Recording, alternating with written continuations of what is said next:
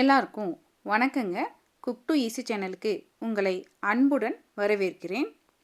இன்றைக்கி நம்ம வரலட்சுமி விரதத்துக்காக அம்மனுக்கு பிரசாதமாக சுண்டல் ரெசிபி எப்படி பண்ணுறதுன்னு பார்க்க போகிறோம். வாங்க இந்த ரெசிபி செய்கிறதுக்கு என்னென்ன பொருட்கள் வேணும், எப்படி செய்யலாங்கிறத பார்க்கலாம். சுண்டல் ரெசிபி செய்கிறதுக்காக ஒரு கிண்ணி எடுத்துக்கோங்க. இதில் 1 கப் அளவுக்கு சுண்டல் எடுத்துக்கோங்க. இந்த சுண்டலை நல்லா கழுவிட்டுங்க நம்ம தண்ணி ஊற்றி ஊற வைக்க போகிறோம். சுண்டலை கழுவி எடுத்துகிட்டு வந்தாச்சு. இப்போ இந்த சுண்டலில் 1/2 டீஸ்பூன் அளவுக்கு கல்லுப்பு சேர்க்குறேங்க. இந்த கல்லுப்பு சேர்த்து இது கூட தண்ணி 1 கப் அளவுக்கு சேர்த்துங்க. இதை நான் 8 மணி நேரம் போல் ஊற வச்சு எடுத்துக்க போகிறேங்க.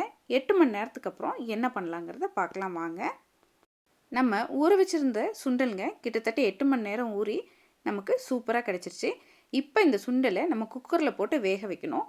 அதுக்கு முன்னாடி ஒரு முறை இந்த சுண்டலை நல்லா கழுவி எடுத்துக்கோங்க. கழுவி எடுத்ததுக்கப்புறமா நம்ம இந்த சுண்டலை குக்கரில் போட்டு வேக வைக்க போகிறோங்க. பாருங்கள், நல்லா சுத்தமாக கழுவி எடுத்துகிட்டு வந்தாச்சு. இப்போ இது மாதிரி கழுவி எடுத்துகிட்டு வந்த இந்த சுண்டலைங்க ஒரு குக்கருக்கு மாற்றிக்கலாம். குக்கருக்கு மாற்றிட்டு 3/4 கப் அளவுக்கு தண்ணி ஊற்றுங்க. 3/4 கப் அளவுக்கு தண்ணி ஊற்றி நம்ம இந்த சுண்டலை வேக வச்சு எடுத்துக்க போகிறோங்க. 5 விசில் வச்சு எடுத்தோம்னா நமக்கு சுண்டல் கரெக்டான பதத்துக்கு வெந்து கிடைக்குங்க. 5 விசிலுக்கு அப்புறமா சுண்டல் எப்படி வெந்திருக்குன்னு நம்ம பார்க்கலாம் வாங்க.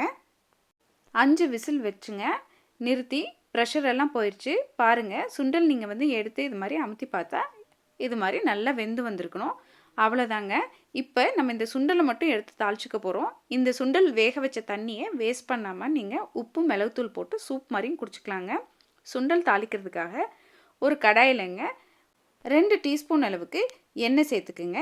எண்ணெய் சூடானதுக்கப்புறமா நம்ம தாளிப்பு பொருட்கள் எல்லாம் இதில் சேர்த்து தாளிக்க போகிறோங்க. எண்ணெய் நமக்கு நல்லா காஞ்சிருச்சுங்க. இந்த காஞ்ச எண்ணெயில் 1 டீஸ்பூன் அளவுக்கு உளுந்து சேர்த்துக்கிறோம். 1 டீஸ்பூன் அளவுக்கு கடலைப்பருப்பு சேர்த்துக்குங்க. 1/2 டீஸ்பூன் அளவுக்கு ஜீரகம், 1/2 டீஸ்பூன் அளவுக்கு கடுகு, இது எல்லாத்தையும் சேர்த்து நல்லா பொரிய விட்டு ஃப்ரை பண்ணிக்க போகிறோங்க. இதெல்லாம் ஃப்ரை பண்ணதுக்கப்புறமா மற்ற பொருட்கள் என்னென்ன சேர்க்குறோன்னு பார்க்கலாம் வாங்க. நம்ம போட்ட எல்லா பொருட்களும் ஃப்ரை ஆயிடுச்சுங்க. இப்போ இந்த ஸ்டேஜில் 3 பச்சை மிளகாயை இது மாதிரி நீல வாக்கில் கீறி வச்சுருக்கேன். அது கூடவே ஒரு கொத்தளவுக்கு கருவேப்பிலை, இது 2ஐயும் போட்டுங்க நல்லா நம்ம ஃப்ரை பண்ணிக்க போகிறோம். இது மாதிரி பச்சை மிளகாய், கருவேப்பிலை 2ம் நல்லா ஃப்ரை பண்ணதுக்கப்புறமா நம்ம வேக வச்சு எடுத்து வச்சுருக்கக்கூடிய இந்த சுண்டலையும் சேர்த்துக்குங்க. சுண்டல் சேர்த்ததுக்கப்புறமாங்க இந்த சுண்டலுக்கு தேவையான அளவு உப்பு சேர்த்துக்க போகிறோம். உப்பு சேர்த்து நல்லா நம்ம கிளறிக்க போகிறோம். இந்த சுண்டல் நல்லா இந்த எண்ணெய் கோட்டாகி நமக்கு வரணும். அது வரைக்கும் நம்ம நல்லா இந்த சுண்டலை வறுத்து எடுத்துக்க போகிறோங்க.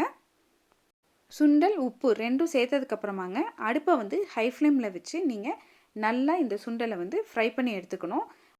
இது மாதிரி நல்லா ஃப்ரை பண்ணி எடுத்ததுக்கப்புறமாங்க துருவின தேங்காய் 3 டேபிள் ஸ்பூன் அளவுக்கு நான் சேர்த்துருக்கேன். இது மாதிரி நீங்கள் தேங்காயை துருவி சேர்த்துக்கிட்டிங்கன்னா நல்லாயிருக்கும். நான் கேரட் துருவதில் துருவிருக்கேங்க. அதனால் நீளமாக நமக்கு தேங்காய் கிடச்சிருக்கு.